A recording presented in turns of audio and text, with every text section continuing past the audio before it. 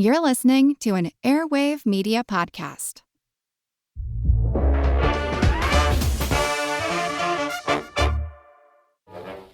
Sick of those trivia podcasts that you don't even understand how to operate and they just have too many levers and buttons? There's got to be a better way. Now there is, with Good Job Brain, an offbeat quiz show and trivia podcast that makes learning new things easy and fun. I just learned that artificial vanilla flavoring sometimes comes from the anal glands of a beaver, and now I can never shake that mental image. Thanks, Good Job Brain. Good Job Brain is available for the low price of just 4 easy payments of free. It's a podcast. Good Job Brain is part of Airwave Media and available on all podcast apps. Operators are standing by. For 16 years, 3-time NBA champion Dwayne Wade has dazzled basketball fans with his on-court artistry and has built his personal brand into one of the most powerful ones in sports. Now Wade takes readers inside his fascinating life and career in his new photo memoir, Dwayne. And today, Dwayne Wade comes on the podcast to discuss the game that put him on the map when Marquette University beat top seed Kentucky, what it was like to represent his country on the Redeem team during the 2008 Summer Olympics, and how he, LeBron James, and Chris Bosh became the big three on the Miami Heat. He talks about returning to his hometown of Chicago to play for the Bulls, his brief stint playing for the Cavaliers, and why he wanted to finish his career playing for the team that made him. He also shares how the death of his longtime agent, Hank Thomas, influenced his decision to return to Miami, and how he prepared himself for life after basketball. Plus, Dwayne talks pregame rituals, the secret to a good head fake, and black fatherhood. Coming up with Dwayne Wade in just a moment.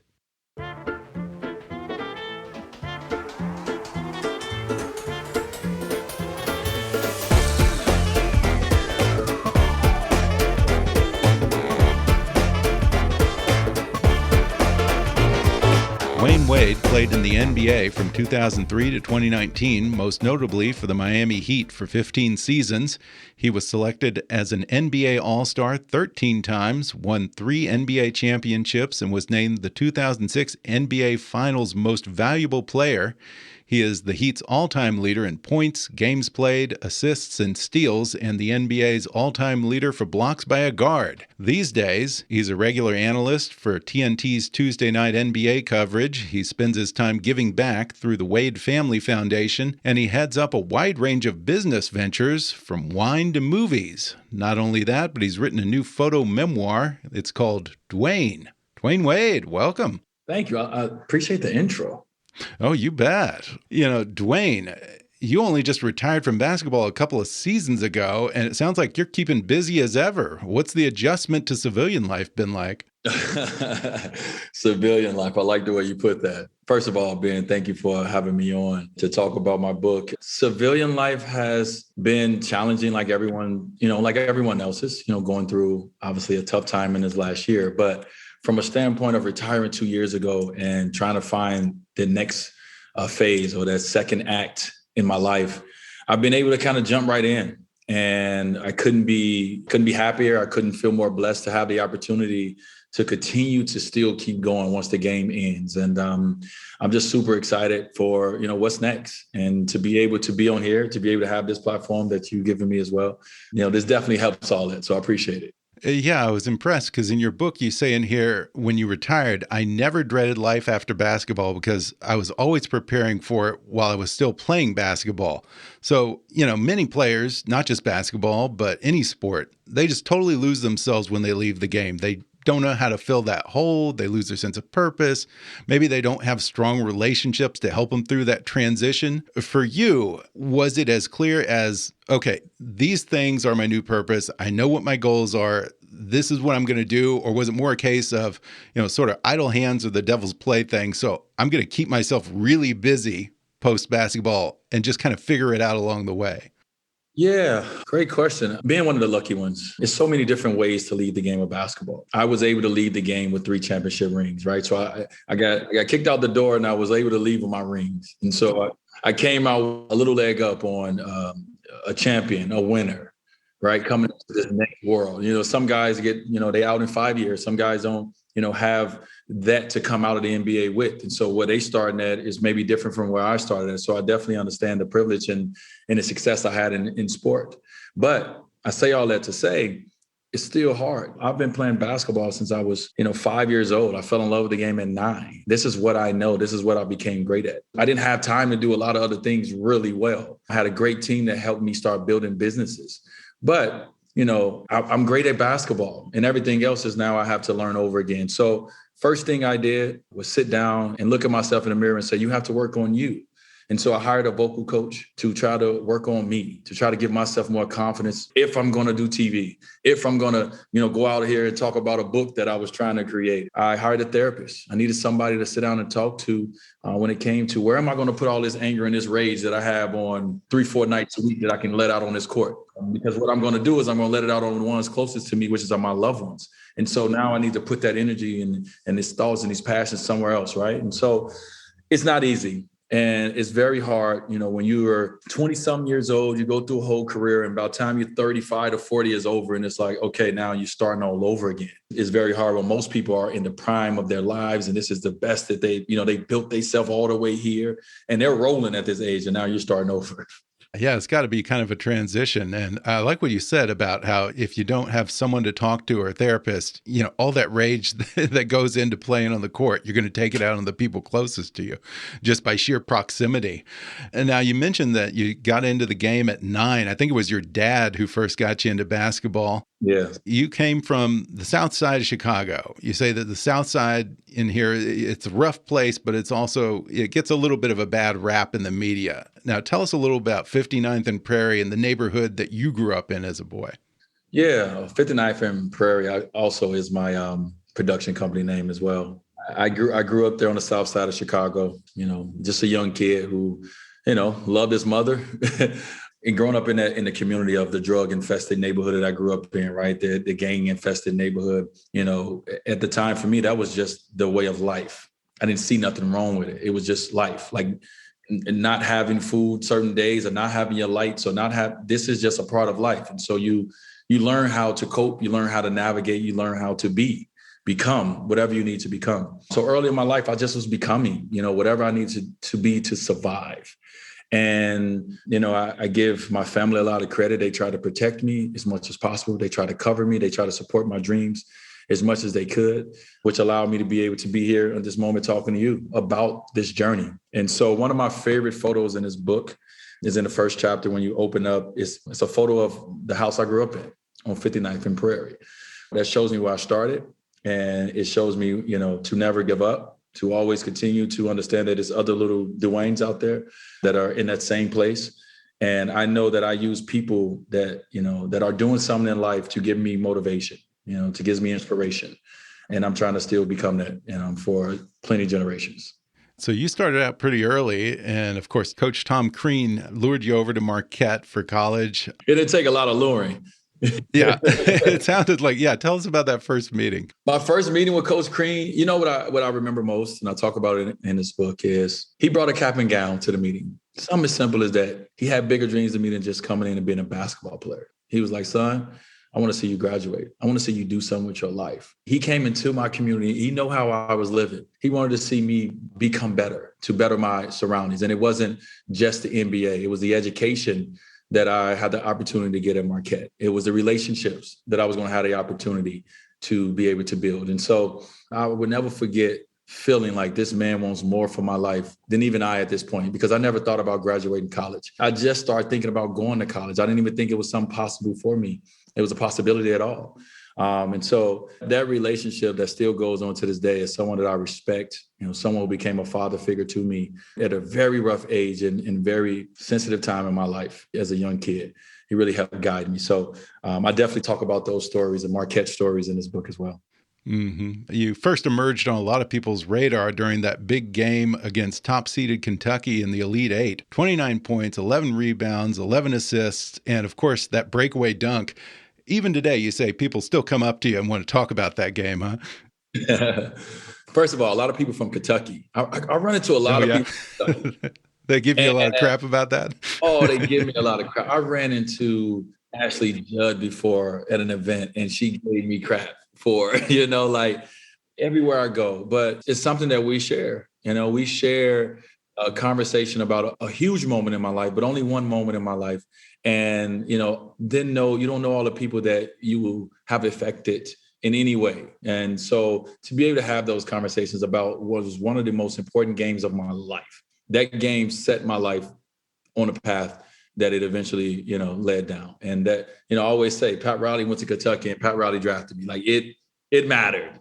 And to be able to take down Goliath like that as David, as a small school, man, that felt good. And it always feels good. And I love when people come up to me on the street or anywhere and say, hey, that Kentucky game. I say, yes. Let's talk about that 29-11-11 game. Yeah. I think you say it's your favorite moment. Now, you, of course, got drafted to Miami Heat in 2003. And one thing that you talk a lot about in this book is mentorship, players taking each other under their wings, paying it forward. Who was the big influence on you during that rookie season? I had a lot of guys, Ben, that was a big influence. I talk about Caron Butler, who is now he's assistant coach in Miami. Shout out to my brother, Karan. He was only 1 year older than me. He was drafted a year before me as the 10th pick. So he had experience that I did not have. He set me down and he gave me what I call the game. He taught me the things I needed to do to make sure that, pretty much the person that I was did not get lost in a sense. And also to Lamar Odom, who came from the LA Clippers, who was my vet, my rookie year. He was 24 years old, but he was my vet. He sat down and gave me a different kind of game. And the game that he gave me is the highs and lows of life and the ups and downs of this sport. And how, that is life, right? And once again, how the sport and life and how it, it continues to be, this is how, sport is how I get to my experiences in life and how I learn about life. I learn through sport. And so, just sitting there and listening to the veteran guys that's been in the league, that's dealt with things that you have no idea what's coming, to be able to help you, to be able to move you when you're about to make a left, when you need to make a right. All those things for me was so important, getting drafted by Miami early on with vets like Karan and Lamar Odom. Yeah, and this book is so filled with, great photos, great stories, and a lot of kind of the big seminal moments in your life. You definitely seem to have an appreciation for these kind of bucket list moments, these things that you'll never forget. Like, of course, the Redeem Team, 2008 Summer Olympics. You led the United States basketball team in scoring and helped them capture the gold. That must have felt like a lot of pressure to have to go in there and literally redeem your own country after that humiliating loss in 2004. What was that moment like? Yeah, that was, that's when pressure and opportunity is when it meets. And we're some of the best athletes in the world. So it's not pressure. It's just an opportunity. It's an opportunity to gain respect back for the game of basketball in the U.S. We lost a lot of respect. And it wasn't just by losing. It was the way that we were perceived in a way maybe we handled some things, right? And we had to go back and we had to earn our respect. And we earned it every day. We didn't just earn it on the court. We earned it by going out and supporting all sports. We wasn't just a big, bad U.S. Olympic team no more. We wanted to go out and be a part of everyone and everything. And so we had to rebrand and rebuild. And it was a redeem, kind of mentality. And on the court, we took care of business. And so to be able to play the game of basketball with an idol like Kobe Bryant of mine, to be able to play at that time with one of my very best friends before he became my teammates, Chris Bosh and LeBron James, to be able to play with Chris Paul, one of my good friends, like all these guys, all these great players, and to be able to put all our egos and check them in a box and bring, everything together and be able to win that gold medal.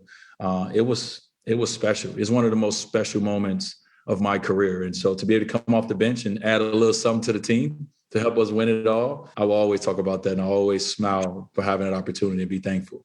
We're going to take a quick break, and then we'll be back with more when we return in just a minute.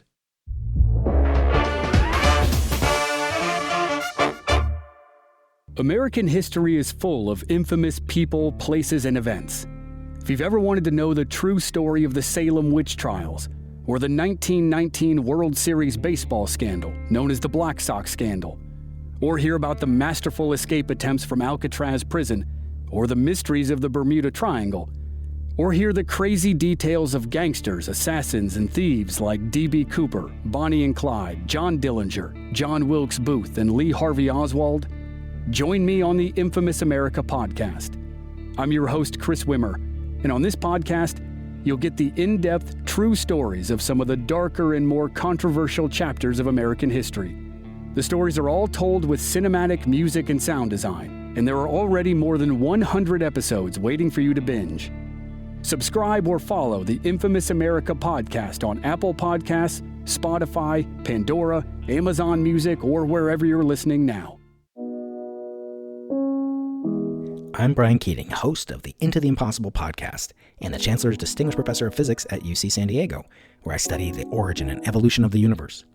I believe scientists are obligated to explain our work in simple terms to non-experts. So I created the free university you can attend in your pajamas, taught by the world's brightest faculty.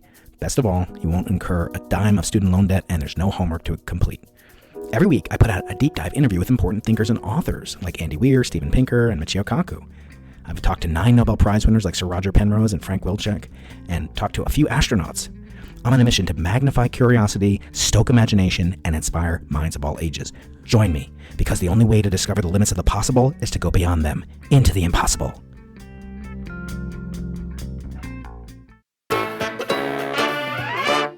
Yeah, and speaking of bringing a lot of talent onto one team, I have to ask you about the big three. You, LeBron, and Chris Bosh, you changed the game when you all came together on the same team. 4 consecutive NBA Finals, 2 back-to-back championship wins.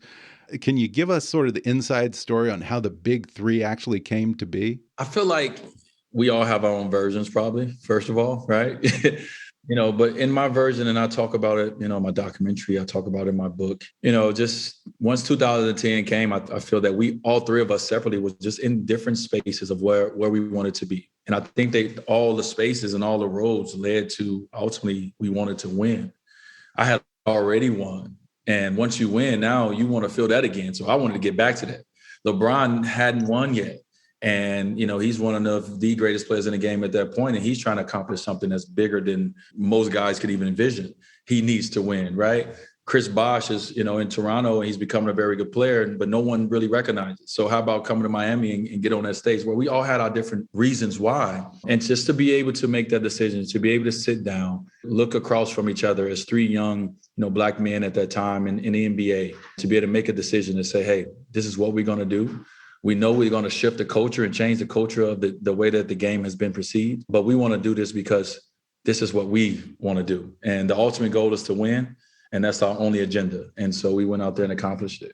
Yeah, you sure did. That was a huge moment for the game. But at the time, there was so much blowback from basketball fans. I mean, people were actually saying that the big three ruined the game. Were you guys a little surprised at all the haters that came out of the woodwork there? Yes, Ben. Yes, we were. We could prepare for a lot of things, but we could not prepare for the hate. Like if you ever seen hatred on someone's face, it's an ugly thing. And as 3 young men who love to play the game of basketball, who are friends, who want to play the game together, to get hate because we took our own destiny in our own, in our own control, it was a little mind-boggling to us.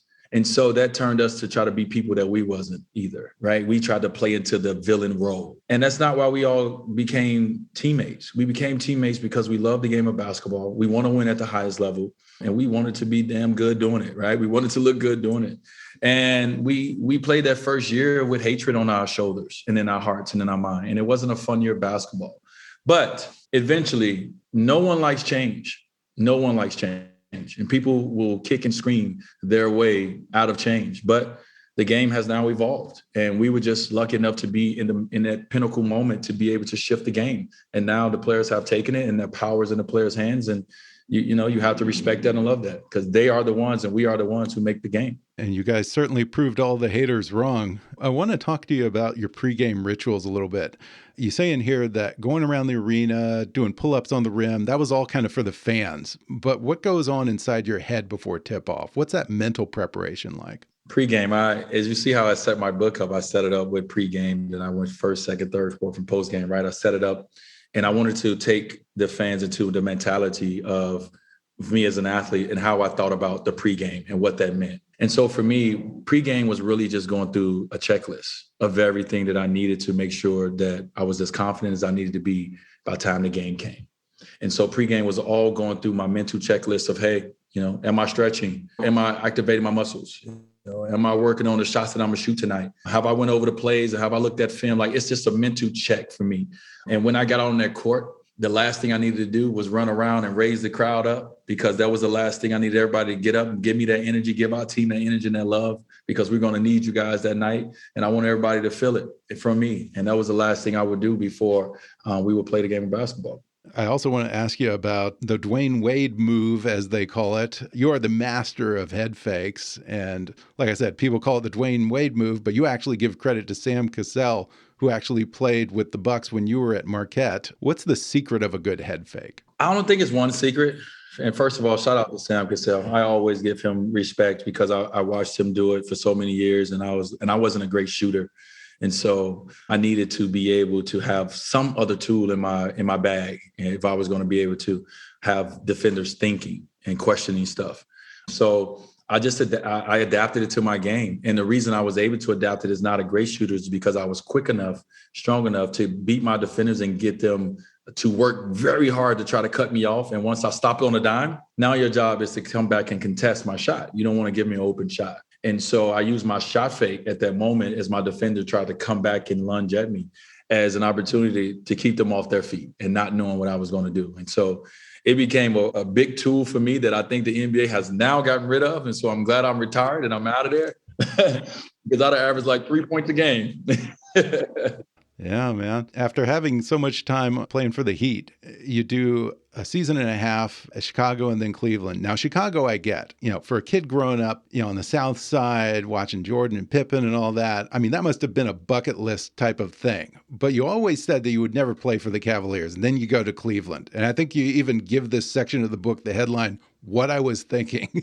So tell me, Dwayne, what were you thinking? First of all, never say never. How about that? I was thinking two things. I was going through a tough spot in my life as my agent, Henry Thomas, was sick. And the love for the game of basketball for me started fading away. The business started to get ugly. After I had to leave Miami, I started to really see the business of the game. And so me going to Cleveland was one to rejoin back up with LeBron. LeBron sat down with me. He asked me to come. He knew that, of my talents. And, even though I was older, he knew the things that I could bring as a leader. He wanted me to come. So, yeah, to be able to go and enjoy the game again with a friend of mine who was the best player in the game at that point. I wanted to be a part of that. And also, too, to be able to win a championship, to be able to play for it. At that point in my career, what else am I playing for? I already got 3 rings. I've already accomplished everything. So I might as well go out here and try to compete. And LeBron has, at that point, probably been in the finals 7 or 8 times in a row. So let me go jump on this bandwagon for a minute. And we had a good time. We had a fun time and the time I was there. But it wasn't a team that was going to win the championship for the Cavaliers, and they realized that.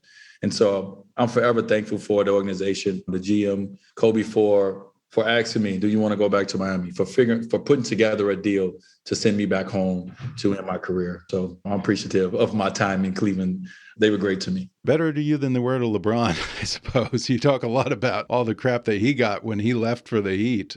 For you, though, you had a very different experience. It sounds like when you went to Chicago and Cleveland for that season and a half, the fans weren't really angry at you in Miami. You say that they were actually kind of asking you to come back and actually really missed you. That must have been a nice homecoming when you finally came back.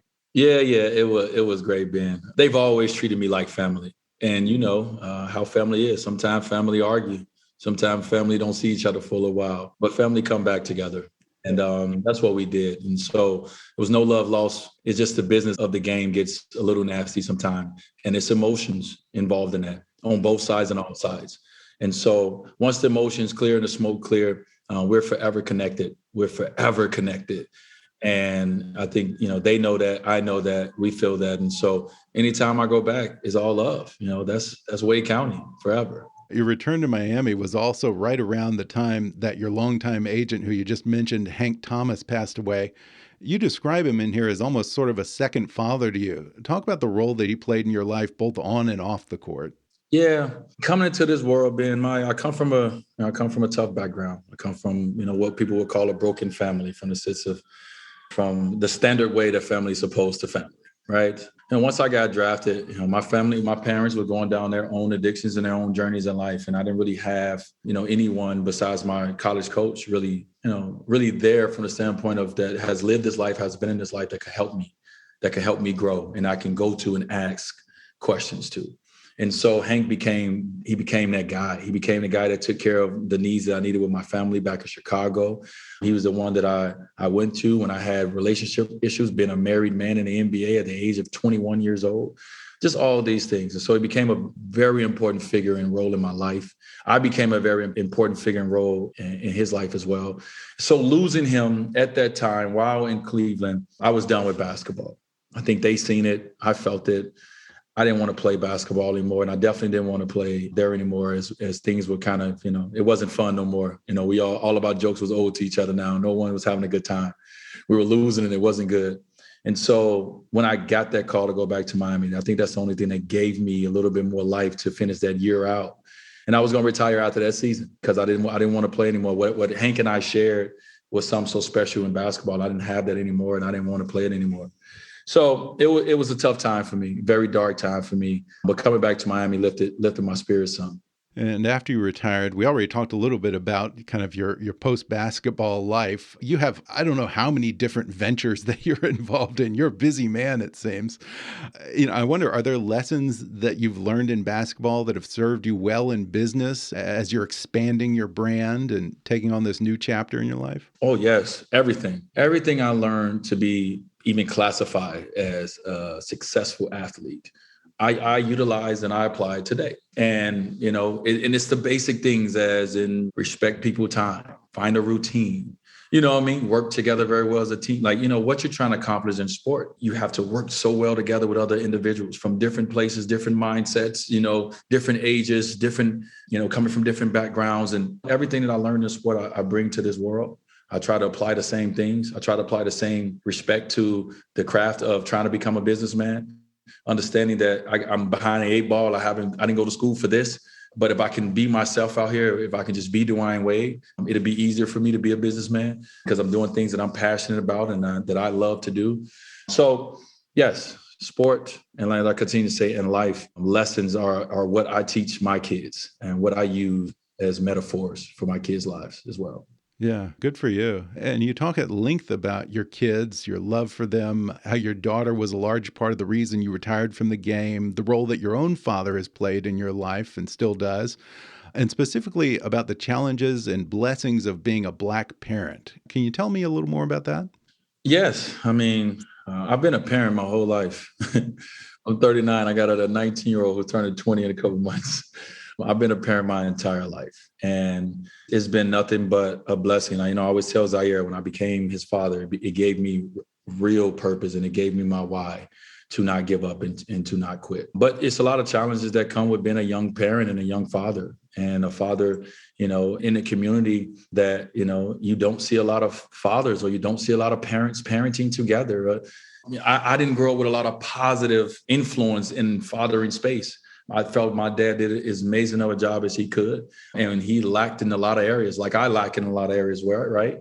And so for me, I feel that one of my purpose on this earth, Ben, is I was put on this earth to be a father, right? That's one of my main purposes on this earth. And I fell short in a lot of areas in life, but that's one that I'm trying to get right.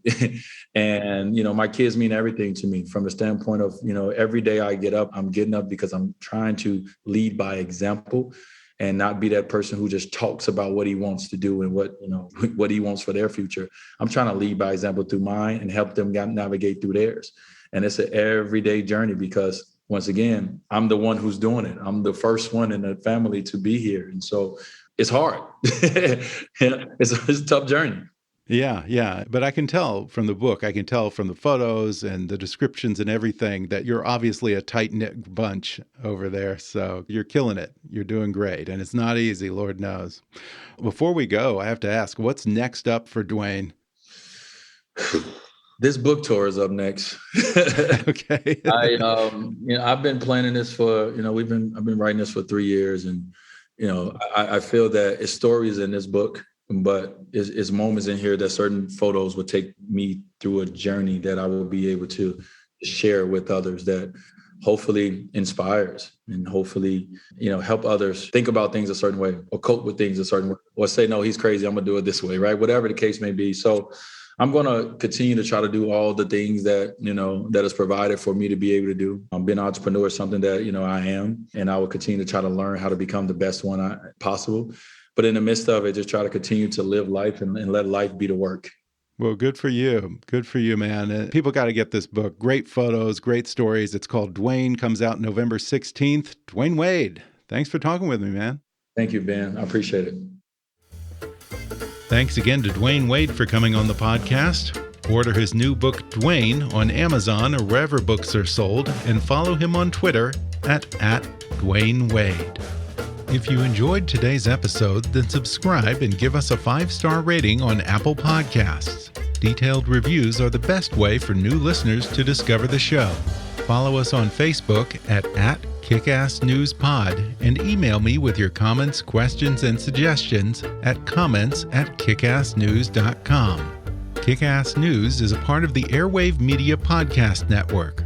Visit airwavemedia.com and check out some of our other shows like Food with Mark Bittman, Movie Therapy, Investing for Beginners, My History Can Beat Up Your Politics, and many others.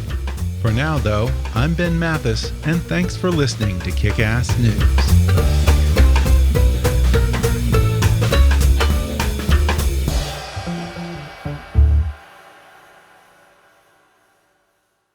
An Airwave Media Podcast.